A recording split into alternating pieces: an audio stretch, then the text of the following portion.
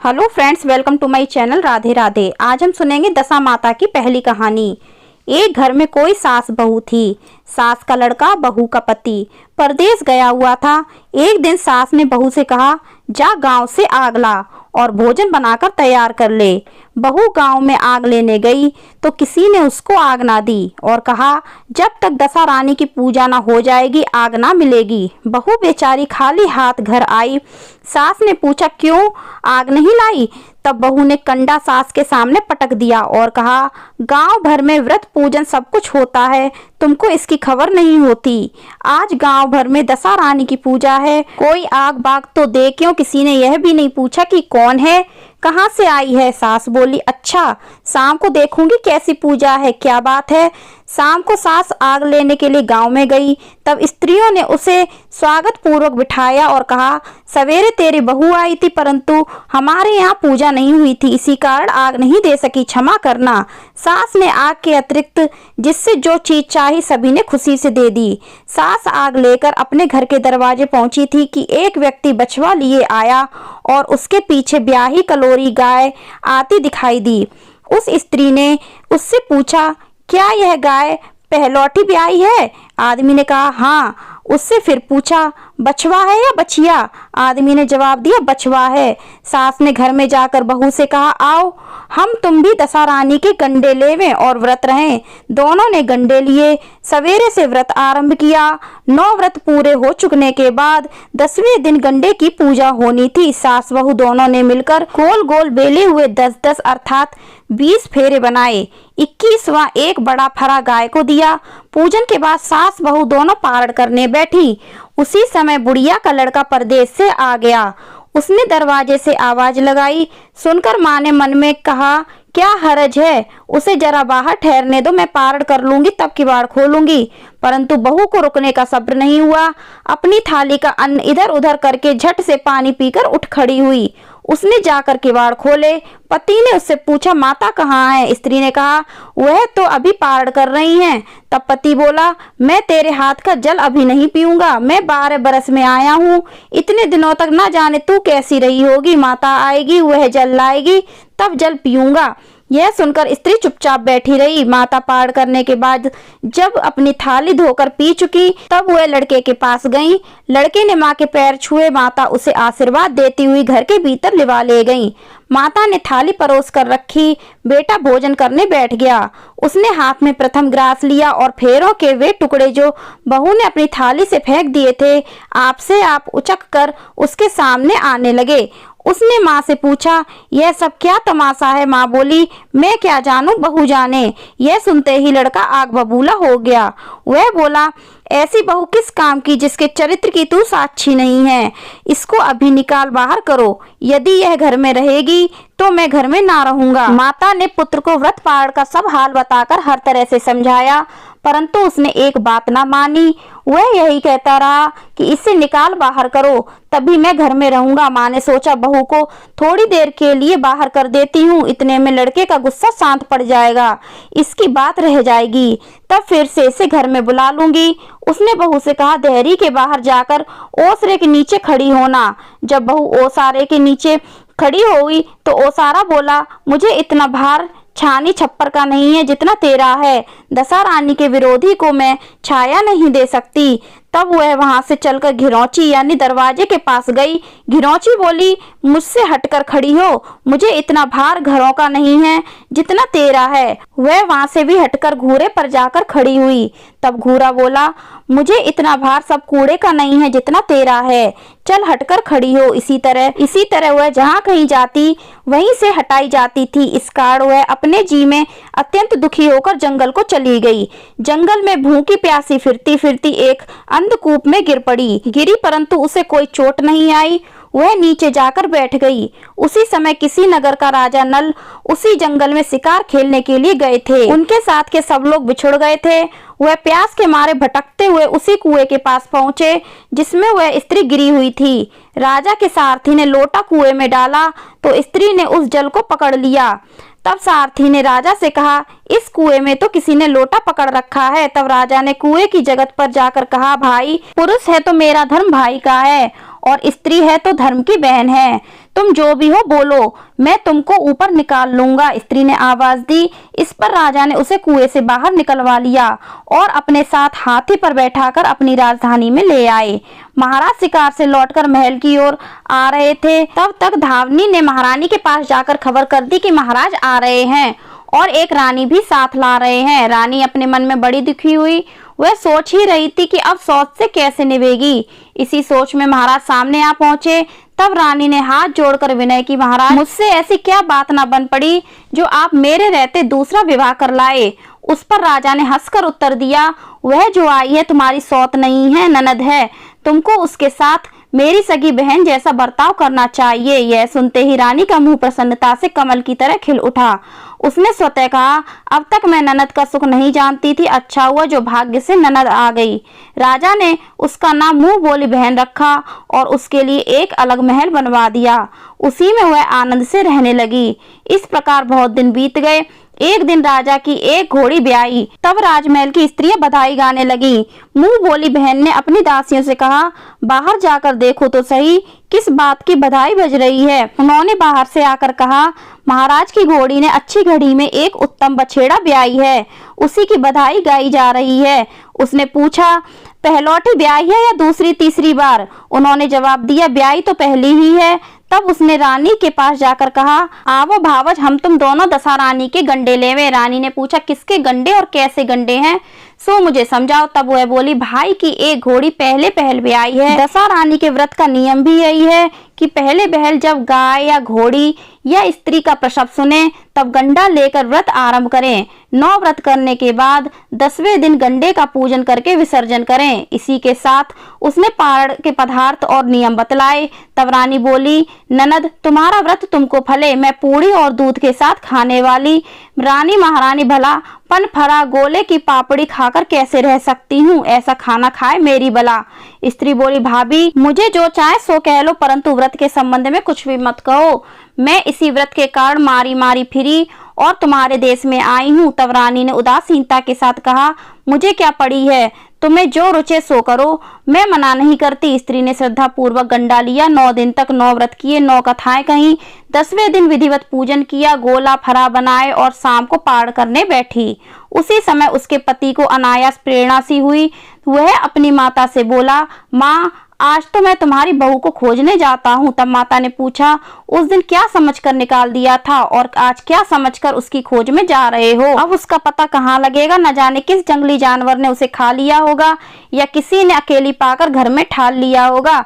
इस पर लड़का बोला, यह कुछ मैं नहीं जानता, मेरा तो जी गवाही देता है कि वह कहीं न कहीं कुशल से होगी। मैं जाता हूँ और उसे बहुत जल्द लिवाए लाता हूँ। यह कहकर वह लड़का घर से चला गया। वह घूमता फिरता राजा नल की राजधानी में जा पहुंचा।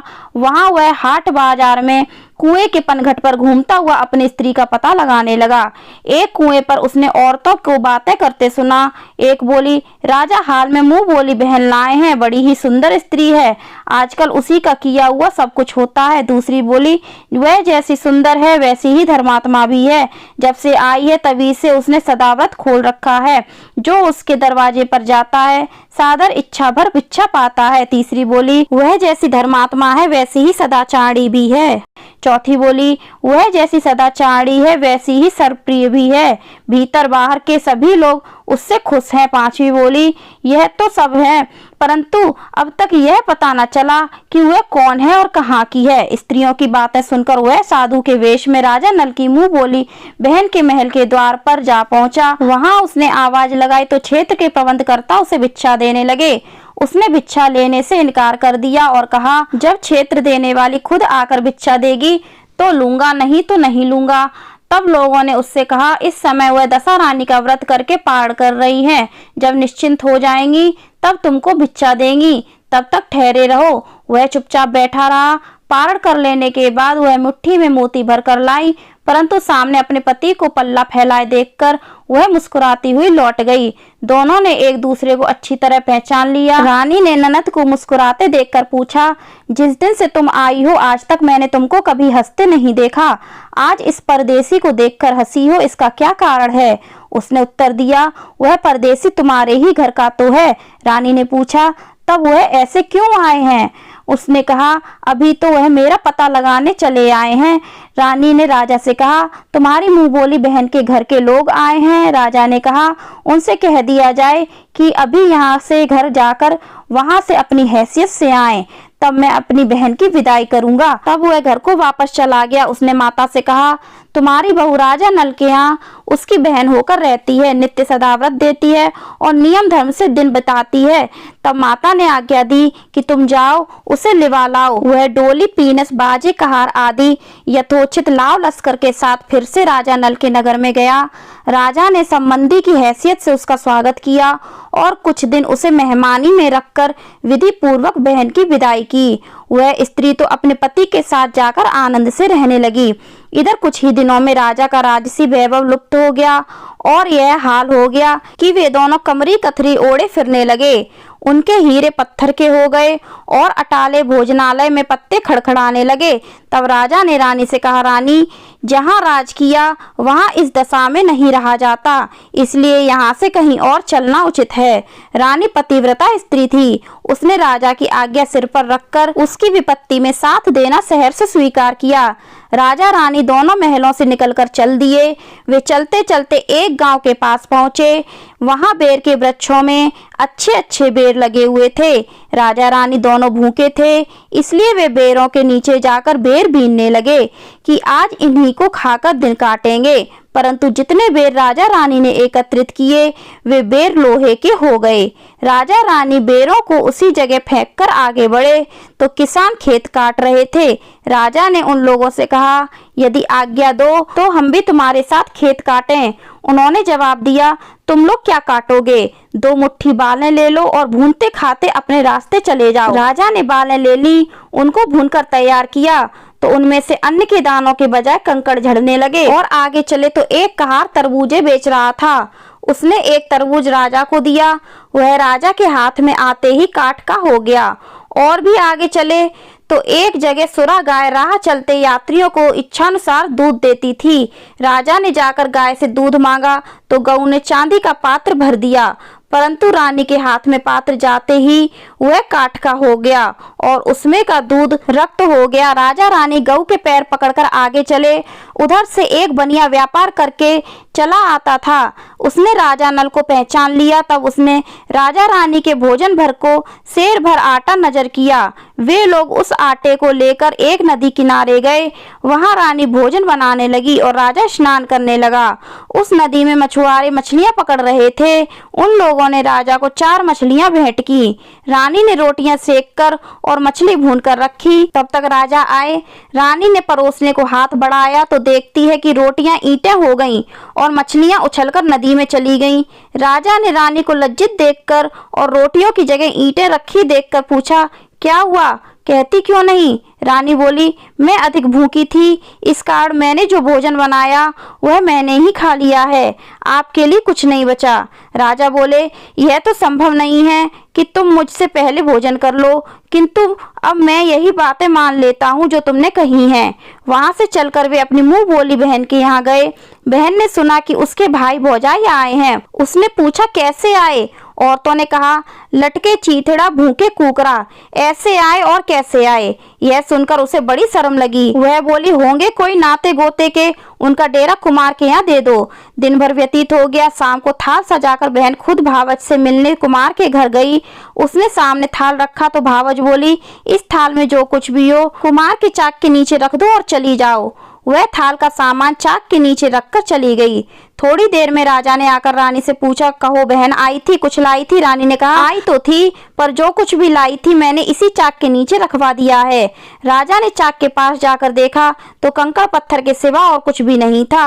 राजा समझ गया कि यह सब कुदशा का कारण है। यह संभव नहीं है कि जिस बहन को मैंने अंधकूप में से निकाला, सब कुछ दिया, वह मेरे लिए कंकड़ पत्थर लाए। उसके बाद वे सब लोग वहां से भी चलकर एक मित्र के घर गए। मित्र ने सुना कि मित्र आए हैं तो उसने भी पूछा, कैसे आए? लोगों ने कहा, कमरी ओढ़े, कथरी बिछावे, मांग मांग कर खावे, ऐसे आए। और कैसे आए? मित्र ने ऊर्ध्व श्वास लेकर कहा, कोई हानि नहीं, जैसे आए वैसे अच्छे आए, आखिर मित्र है। उनको महल में लिवा लाओ। राजा रानी दोनों मित्र के महल में ठहर गए। मित्र ने बड़े आदर भाव से उनका स्वागत किया, भोजन कराया और एक कमरे में उनके सोने के लिए पलंग बिछवा दिए। उस कमरे में खूंटी पर 9 लखा हार टंगा था और पलंग की पाटी पर बिजुरिया खाड़ा रखा था। आधी रात के समय राजा सो गए थे। रानी उनके पैर दबा रही थी। उसने देखा कि हार वाली खूंटी के पास दीवार में एक मोर का चित्र बना है। वह हार को धीरे धीरे निगल रहा है और खाड़ा पलंग की पाटी में समाता जाता है। रानी ने राजा को जगाकर दिखलाया। तब राजा ने कहा, यहाँ से भी चुपचाप भाग चलना चाहिए, नहीं तो सवेरे चोरी का कलंक लगेगा। तब मित्र को क्या मुंह दिखाओगे? यह सोचकर राजा रानी रात को ही मित्र के महल से चल पड़े। वे दोनों चलते चलते एक अन्य राजधानी में पहुंचे। वहाँ अतिथि और बिच्छुओं को सदाव्रत दिया जाता था। राजा रानी भी सदाव्रत लेने गए। उस समय सदाव्रत बंद हो चुका था। वहाँ के अधिकारियों ने कहा, यह लोग न जाने कहाँ के अभागे आए हैं कि इनकी बार को कुछ भी नहीं बचा है। खैर, फिर भी मुट्ठी मुट्ठी चने दे दो। इस बार अनादर और कुवाच्य सहित दाना देना अस्वीकार करते हुए राजा रानी वहां के दानाध्यक्ष की निंदा करते हुए बोले, ऐसा कंजूसपन है तब सदाव्रत देने का नियम क्यों करते हो? इस पर दानाध्यक्ष ने कहा, ये भिक्षुक बड़े घमंडी मालूम होते हैं, भीख मांगते हैं और गालियां भी देते हैं। इनको हवालात में बंद कर दो। इस तरह राजा रानी दोनों एक कोठरी में बंद कर दिए गए। मुट्ठी मुट्ठी चने दोनों को खाने के लिए मिलने लगे। जिस कोठरी में राजा रानी कैद थे उसी के सामने से आम रास्ता था। एक मेहतरानी राजा की घुड़साल को पार कर उसी रास्ते से निकला करती थी। एक दिन वह बहुत देर से निकली। तब रानी ने उससे पूछा, आज तुमने इतनी देर कहाँ लगाई? वह बोली, आज राजा को घोड़ी ब्याई थी, उसी की टहल में ज्यादा देर हो गई। रानी ने पूछा, घोड़ी पहली बार ब्याई है या दूसरी बार? मेहतरानी बोली, पहली बार। फिर रानी ने पूछा, बछेड़ा हुआ या बछेड़ी? उसने जवाब दिया, बछेड़ा हुआ है और अच्छी शायद मुहूर्त में हुआ है। तब रानी ने राजा से कहा, एक बार मैंने तुम्हारी मुंह बोली बहन के गंडे का अनादर किया था, उसी दिन से अपनी दशा बदल गई है, इसलिए आज मैं दशा रानी का गंडा लेती हूँ। राजा ने कहा, सो तो ठीक है, परंतु यहाँ पूजा की सामग्री कहाँ से आएगी? कैसे नियम धर्म निभेगा?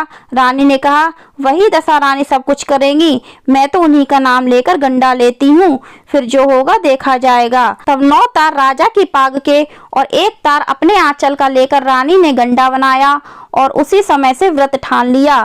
थोड़ी देर में राजा खुद घोड़ी का बछेड़ा देखने के लिए उसी रास्ते से निकला। राजा ने नल दमयंती को कोठरी में बंद देखकर पूछा, ये लोग कौन हैं और किस अपराध के कारण यहाँ बंद हैं? पहरेदारों ने कहा, ये लोग भिक्षा मांगने आए थे, आपको आशीर्वाद के बदले गालियां देते थे, इसी कारण दानाध्यक्ष ने इन लोगों को कैद करा दिया था। राजा ने कहा, यह तो इनका कोई अपराध नहीं है, इनको मनोनीत भिक्षा ना मिली होगी, इसीलिए गालियां देते होंगे। इनको संतुष्ट करना चाहिए या कैद करना चाहिए? इनको अभी कोठरी से बाहर निकालो। राजा की आज्ञा अनुसार उसी समय नल दमयंती दोनों को कोठरी से बाहर निकाला गया।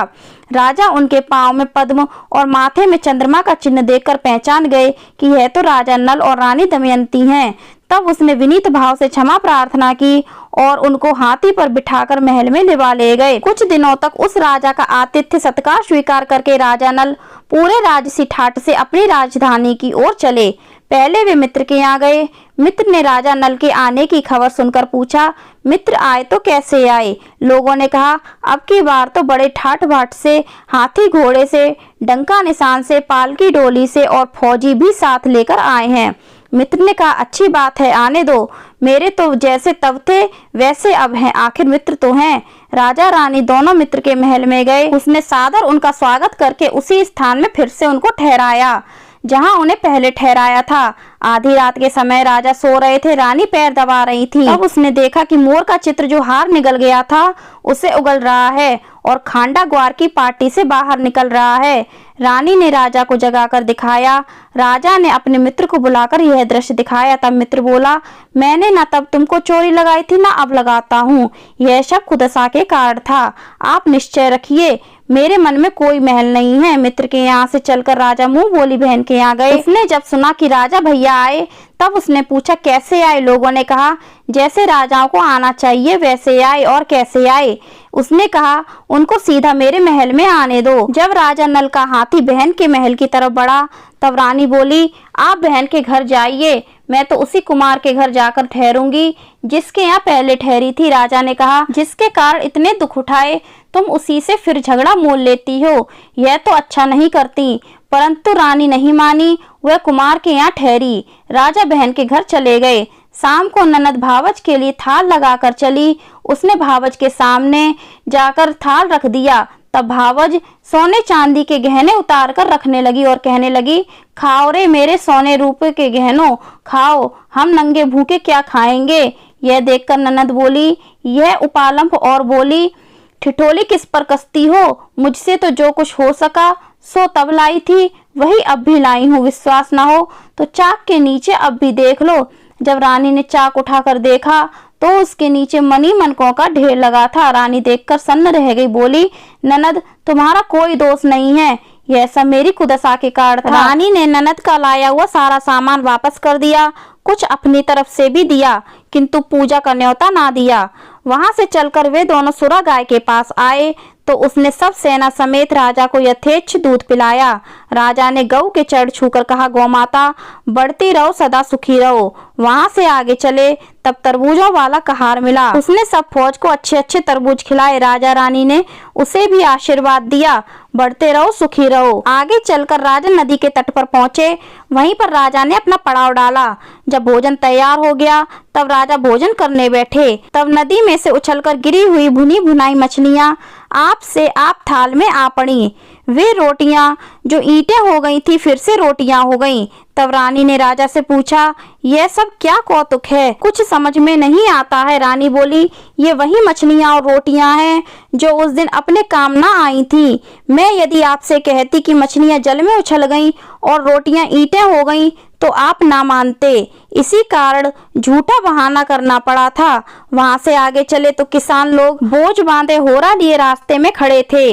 राजा की सब फौज ने भूनकर बालें खाई, दो एक राजा ने भी खाई। और फिर आगे चले तो वहां बेर के पेड़ों से बेर टपकने लगे। राजा की सेना ने खूब बेर खाए। जब राजा नल की फौज अपनी राजधानी के पास पहुंची तो वहां के लोग घबरा उठे। उन्होंने कहा अपने राजा पर तो विपत्ति पड़ी है, वह बाहर भटकते फिरते हैं, यह कोई शत्रु चढ़ा आया है, इसको नजराना देकर मिलना चाहिए। अतः वे लोग हीरे मोती थालों में भर भर कर राजा से मिलने गांव के बाहर आए। अपने राजा को पहचानकर उनको बड़ा आनंद हुआ। वे बड़ी श्रद्धा भक्ति पूर्वक महाराज के आगे होकर उन्हें महल को लेवा चले। राजा रानी ने महल में प्रवेश करके तुरंत ही दशा रानी की पूजा का प्रबंध किया। उस नगर की सब सौभाग्यवती स्त्रियों को निमंत्रित किया गया। भगवती के भोग के लिए सब तरह का पकवान बनाया गया। आटे की बटी हुई 10 बत्तियां, 10 गुड़ या शक्कर की गुजियां और 10-10 अठवाइयां सुहागिनों की आंचल में डाली गईं। सुहागिनों का श्रृंगार आदि करके दशा रानी की पूजा आरंभ हुई। कलश स्थापित कर जो माणिक दीप जलाया गया तो बत्ती ही नहीं जली। तब पंडितों ने विचार करके कहा यदि कोई न्योता पाने वाला न्योतने को रह गया हो तो स्मरण किया जाए, उसके आ जाने पर दीपक जल पाएगा। रानी ने कहा मैंने और सभी को न्योता दिलवा दिया है, सिर्फ मुंह बोली बहन को न्योता नहीं दिया है। पंडितों ने कहा उसे शीघ्र बुलाइए। राजा ने अपना द्रुतगामी रथ भेजकर मुंह बोली बहन को बुला लिया। उसने कलश का माणिक दीपक प्रज्वलित किया। बड़ी धूमधाम से पूजा हुई। अंत में सुहागिनों को भोजन करा के विदा किया गया। उसी समय राजा ने राज्य में हुक्म जारी किया कि अब से मेरी प्रजा के सभी लोग दशा रानी का व्रत किया करें। भगवती दशा रानी ने जैसे राजा नल के दिन फेरे ऐसे ही सबके दिन फेरे। बोलो दशा रानी की जय। आपको यह कथा कैसी लगी कमेंट करके जरूर बताना। पसंद आई हो तो लाइक करना, शेयर करना, चैनल को सब्सक्राइब करना, बेल आइकन को प्रेस करना और कमेंट में जय दशा माता, जय दशा रानी, जय दशा माँ अवश्य लिखना। धन्यवाद। जय हो दशा माता।